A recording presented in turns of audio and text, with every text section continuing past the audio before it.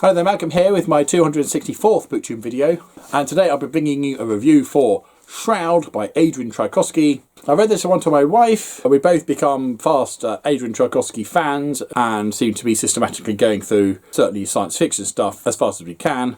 We've previously completed his Final Architecture trilogy and Alien Clay and Service Model together, so we're really keen on Adrian Tchaikovsky. Now this one is a standalone, although there may be more in this universe further down the line. The bubble of humanity is expanding across the stars, and we follow a ship that's been sent to a certain system. So they go to a system to investigate the planets and ultimately strip mine them to create a way station for humanity to then use as a springboard to go on to the next set of stars. And orbiting one planet is this moon, larger than the planet Earth, that is shrouded in darkness, hence the name of the book. And this is a very strange and yet noisy planet. No light reaches the surface, and this thing shrieks in the electromagnetic wavelengths, so that all the usual means of measuring and recording this planet are just being shouted at by whatever's on the surface. Probes they send down get waylaid and crash, and so it's a big mystery. We follow the story through Juna Sealander's eyes, it's her point of view, as they're investigating this world before an accident takes place and she ends up in a lander pod crashed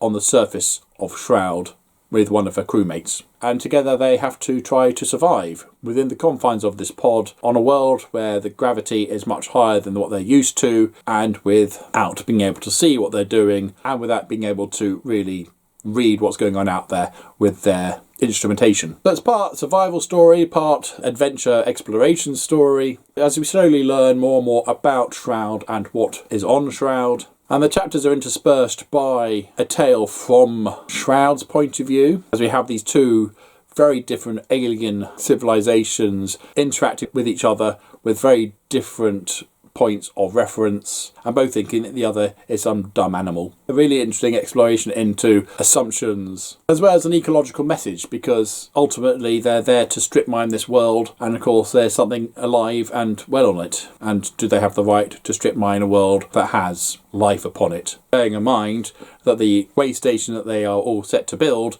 is already in plans, and the flotilla of humanity that's going to use it is already underway. So not strip mining it is not really an option either. And in a lot of these survival stories, the story generally ends when the resolution of this survival attempt comes to its conclusion, either successfully or not. And indeed there is a conclusion to this survival attempt. However, the story does not finish. It does continue for another 80 pages of what happens afterwards as a result of the crash landing and the attempt to strip mine the planet. So there we go. We really enjoyed Shroud. It kind of comes across as a horror story.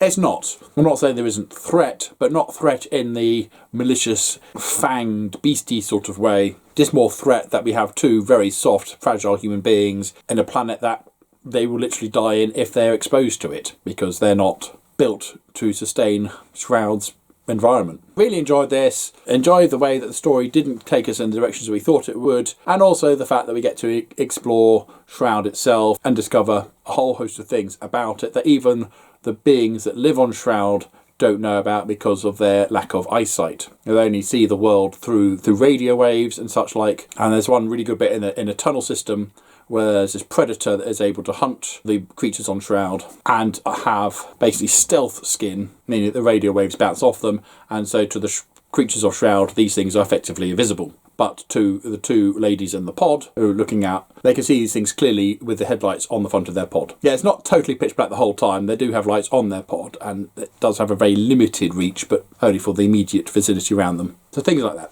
But it also adds to the nice scientific adage of you can't observe something without changing it. And this is very much a case of Shroud being changed purely by being observed, or having this pod walk across its surface, changing it as it goes. And I really appreciated the extra bit at the end of afterwards, you know, having gone and then stirred the pot as it were, we now get to see the results of having stirred the pot. And it's not the first time that Adrian Tchaikovsky has written a story about meeting an alien thing which, purely by meeting it, has the potential of threatening or changing the entire human civilization because of how this thing behaves and can react. He did it with the Children in Time series, he did it with Alien Clay, but it's different each time. It's not rinse and repeat, but I am seeing a familiar theme coming through with that. So have you read Shroud? Did you enjoy it? Did you not? And if you haven't read Shroud, have you read anything else by Adrian Tchaikovsky? What's your favourite book of his if you have? Comments down below, please. But as usual, if you have nothing nice to say, then please keep it to yourself. Thank you. Don't forget to like, subscribe and other YouTubey things if you want. And until next time, see you later.